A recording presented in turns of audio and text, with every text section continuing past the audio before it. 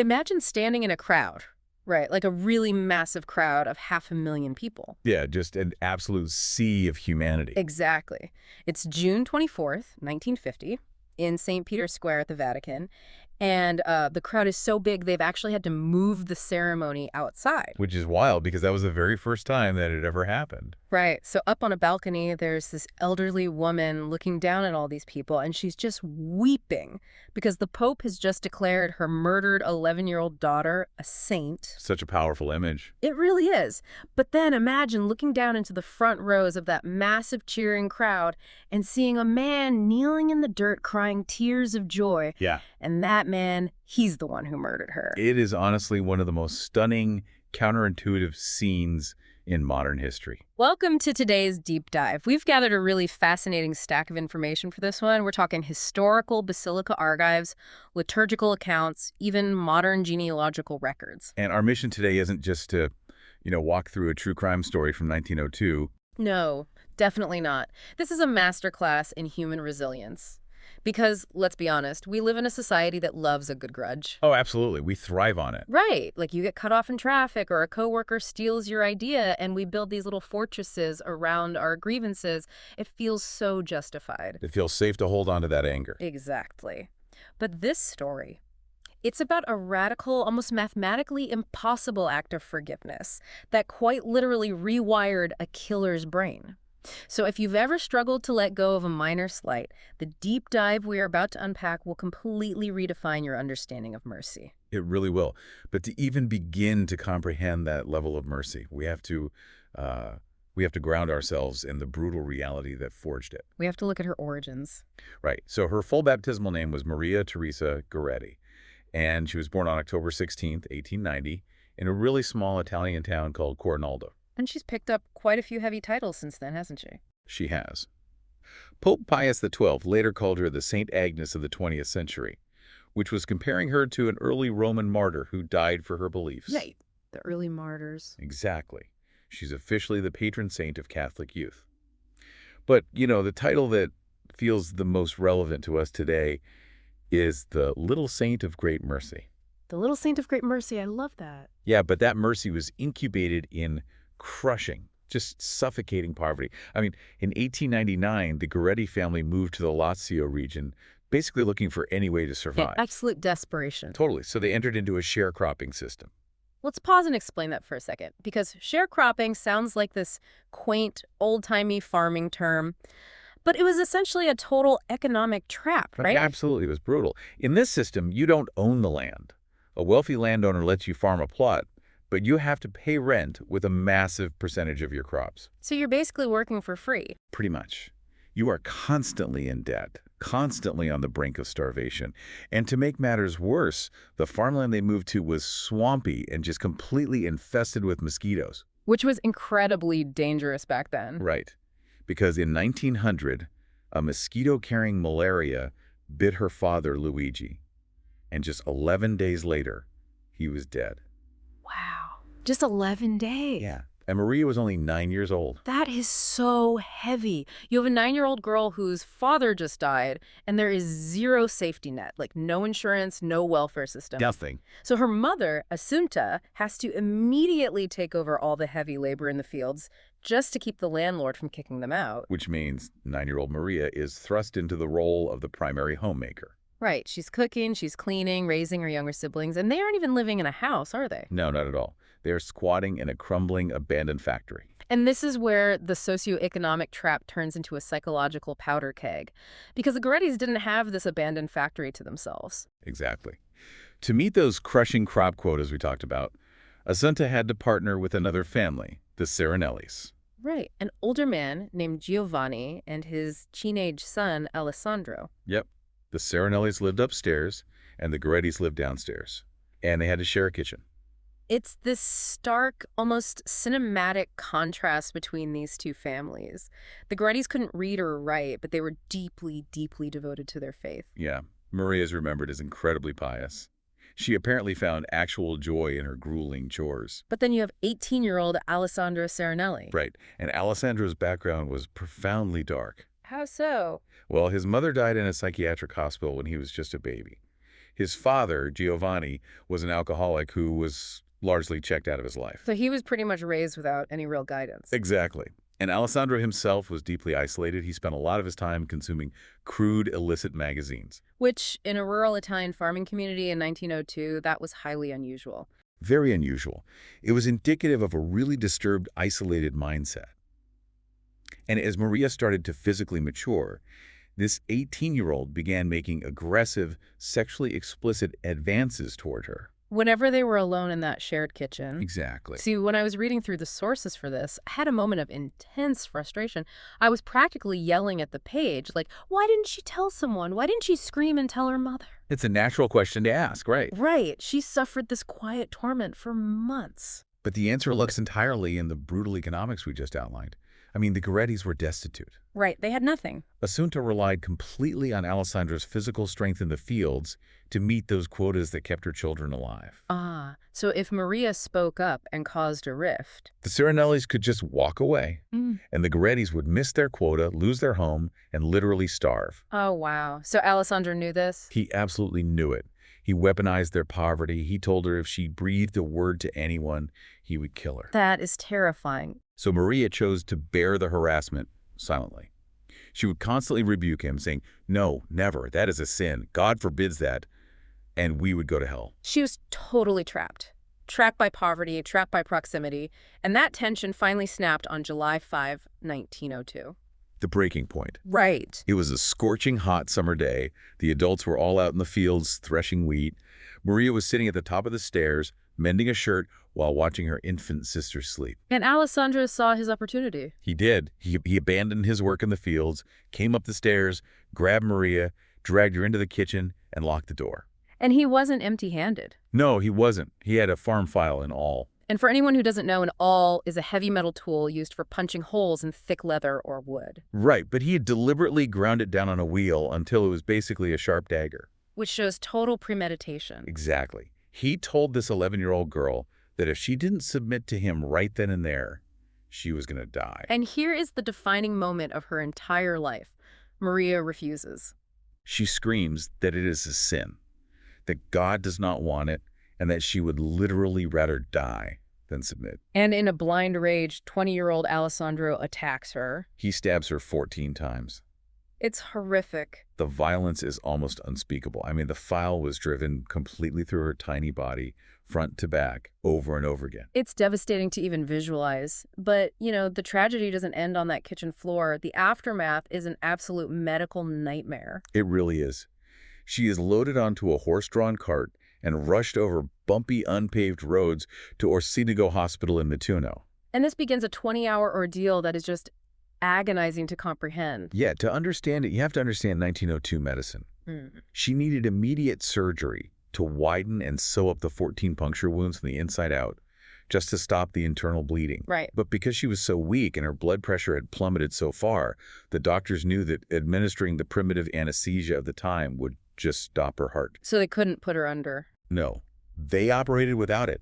She was fully conscious through the entire procedure. Wow. Yet she endured it without crying out, just offering her pain up in perfect patience. And there's one medical detail in that hospital room that completely stopped me in my tracks when I read it. The water. Yes, the water. Maria was suffering from massive blood loss, which naturally triggers extreme, desperate dehydration. She was begging for water, but the doctors wouldn't let her have a single drop. Right, and you have to wonder why. Exactly. It was because of the specific nature of her wounds. Her intestines had been pierced in multiple places. If she drank water, that fluid would flush the bacteria and the contents of her stomach straight through those holes and into her abdominal cavity. So it would guarantee a massive infection. Exactly, peritonitis. Yeah. Drinking water would essentially poison her from the inside out. It's just a terrible, agonizing irony. She is dying of thirst, but water is a death sentence. And this is where the local parish priest steps in. He comes in to give her the last rites. Right, and he sees this child begging for water. But he doesn't offer empty comfort. He holds up a crucifix. He shows her the image of Christ on the cross and compares her intense burning thirst to the thirst Christ experienced during his execution. And he asks her if she can reframe her suffering. Right, if she can offer it up to join in that narrative. And she agrees. She literally never asks for water again. That moment is so profound because whether you approach this from a theological standpoint or a purely psychological one, the ability of an 11-year-old to recontextualize her physical agony into a narrative of spiritual purpose, it's staggering. It really is. It gave her agency over her pain. Exactly. The violence stripped her of her autonomy, but her belief restored it in a way that modern medicine simply couldn't. Agency. That is exactly it. Her spirit was completely unconquered. Right. And that brings us to the core focus of this entire deep dive, because as much as she is called the patroness of purity for fighting off an assault, Her true historical superpower, the reason she resonates across the globe over a century later, is her radical capacity for mercy. yes, on July 6, 1902, after 20 hours of unimaginable suffering, Maria's final moments approach. The priest leans in and asks her if she forgives her attacker. And her final documented words were, "I forgive Alessandro Serenelli, and I want him with me in heaven forever." I mean, how does a single act of grace like that even work? It's hard to wrap your mind around. An 11-year-old girl, brutally murdered, uses her last breath not to curse her killer, but to wish him eternal paradise. What happens to a statement like that? How does it echo outward? Well, it created an immediate, tangible chain reaction, and it started with her mother, Assunta. Right. You have a grieving widow who just lost her daughter in the most horrific way imaginable. But Maria's final words fundamentally altered Assunta's trajectory. Years later, when Alessandro actually approached Assunta to beg for her forgiveness, her response became legendary. What does she say? She said, "If Maria forgives you and God forgives you, how can I not also forgive you?" That gives me chills every time. But let's unpack Alessandro's journey to that apology, because it wasn't an overnight realization, was it? Oh no, not at all. He doesn't just instantly feel bad. He gets sentenced to 30 years in prison. Which, by the way, he only avoided a life sentence because he was legally considered a minor under Italian law at the time. Right. And at first, he is totally unrepentant. He is surly, he's hardened, and he's angry. He was completely locked inside his own defensive. Yeah, the walls he had built around himself, the trauma of his childhood, it all calcified in solitary confinement. I mean, how does an unrepentant killer survive 3 decades in a 20th century Italian prison? By shutting down his humanity. Exactly. But Maria's legacy eventually dismantled that hardened heart. And the catalyst for that change was a very specific mystical phenomenon. The dream. The vision in the cell. This is where the narrative shifts from a historical true crime tragedy into something really supernatural. It does. According to Alessandro's own later testimony, a few years into his sentence, he was asleep in his cell when he had a remarkably vivid vision. What did he see? In it, Maria appeared to him. She was standing in a beautiful garden, gathering white lilies. She walked over, looked at him, and offered the flowers. And then what happened? Well, when Alessandro reached out and took them, the lilies burned his hands. I really want to dissect this imagery. The burning lilies. Lilies are a traditional symbol of purity and innocence. He takes them, and they sear his flesh. Yeah, it's intense.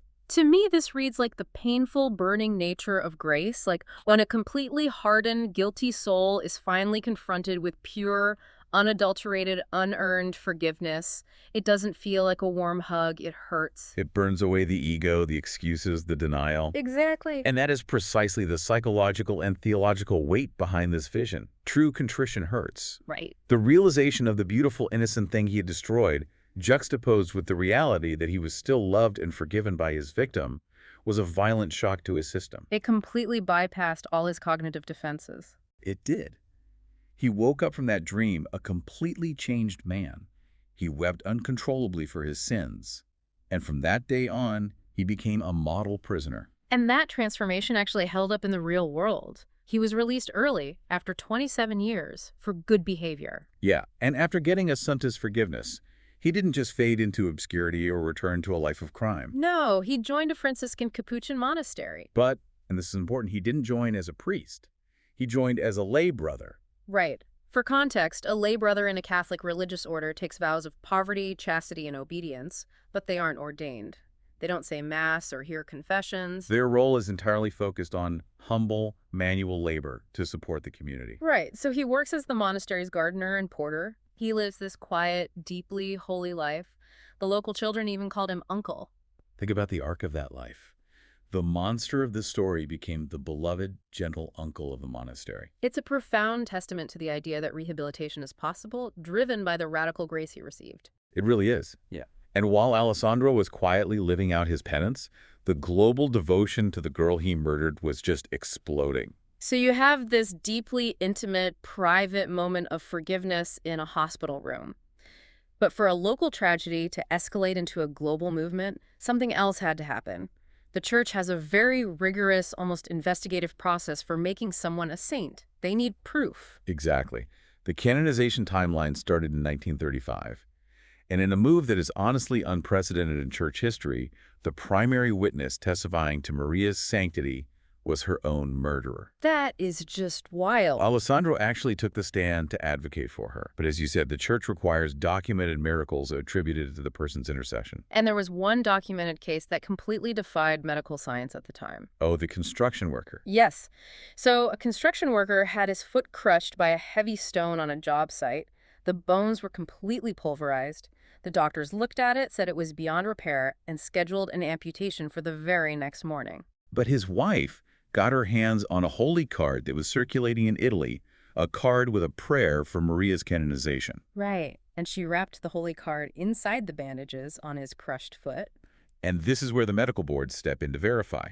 Because the next morning, when the surgeons came to amputate, they unwrapped the bandages and the foot was completely structurally restored. Unexplainable by biology or time. Totally unexplainable. The man literally put his boots on and walked back to the job site that same day. It's incredible. And occurrences like that fueled a massive popular movement.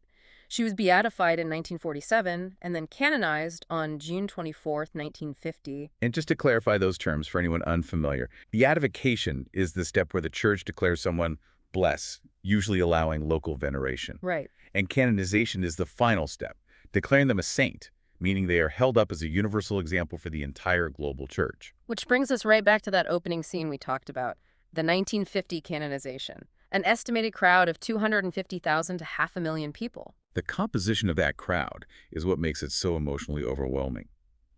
Alessandro Goretti, who had been a destitute, grieving widow living in a swamp, watched from a balcony window in the Apostolic Palace as Pope Pius XII laid his hand on her head and called her the mother of a saint. Imagine the whiplash of that life. From sharing a crumbling factory with your child's murderer to sitting in the Vatican watching 500,000 people cheer for your daughter. Yeah. And down in that massive crowd, Alessandro Serenelli, the man who held the dagger, is kneeling in the dirt, weeping. The reconciliation was absolute. Which leads us to the physical legacy of this story today. Because unlike some Catholic saints whose bodies are considered incorrupt, meaning they mysteriously don't undergo normal decomposition, Maria's remains are not incorrupt. Right. Her skeletal remains, minus a few fragments sent back to her hometown of Coronaldo, are enclosed inside a beautiful wax statue crafted in her likeness. It's a striking visual. This glass casket rests in the Basilica of Saint Maria Goretti in Nettuno, right near the sea, not far from where she lived and died. But she isn't just confined to Italian history. Her legacy is incredibly active. Yeah, in 2015 and 2016, there was the Pilgrimage of Mercy, where her relics traveled up and down the U.S. East Coast. It drew massive crowds to churches and, really powerfully, to prisons, emphasizing her role as the ultimate patroness of mercy. And she even has living descendants in the United States today. Her older brothers eventually emigrated to America to find work. Oh, right. Yeah, there's a woman named Carol Giovanetti from New Jersey whose husband is the great-nephew of Saint Maria.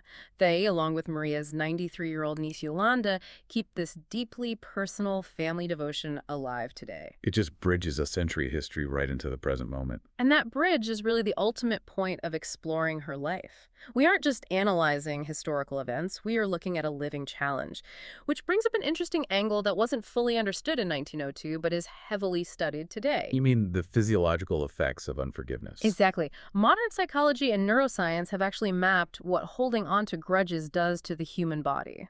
Right. When you hold on to deep bitterness, your brain constantly pumps out cortisol and adrenaline, the stress hormones. And over time, this literally damages your cardiovascular system. It raises your blood pressure, weakens your immune system, and accelerates aging. Holding a grudge is quite literally a biological poison. It really is. So when Maria Goretti, in the midst of dying, offered radical, unconditional forgiveness to Alessandro, she wasn't just making a profound spiritual statement. She was demonstrating the ultimate biological and psychological release. Forgiveness isn't about excusing the crime. It's about refusing to let the trauma poison your own soul. And Alessandro's life proves the inverse. that receiving that kind of grace can rewire even the most corrupted, violent mind. No one is beyond redemption. Refusing to let the trauma poison your own soul. That brings us directly back to you listening right now. We started this deep dive talking about our everyday grievances, the walls we build when someone cuts us off or takes our credit. Maria Goretti's story completely shatters those walls. If an 11-year-old girl, in the throes of unimaginable physical agony, could look at the man who violently ended her life and genuinely wish him into heaven, how does that reframe the everyday grudges you refuse to let go of? It's definitely something to think about. And here's something else to mull over.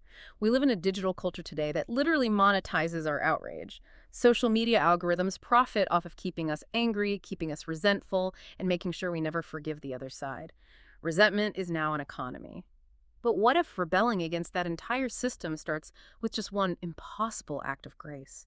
Think about the hardened hearts in your own life, maybe even your own heart, who might be completely transformed if they were simply offered the radical burning lilies of genuine forgiveness. Because sometimes the grace that hurts the most to accept is the only thing that can truly heal us. Thank you for joining us on this intense and inspiring deep dive. We'll catch you next time.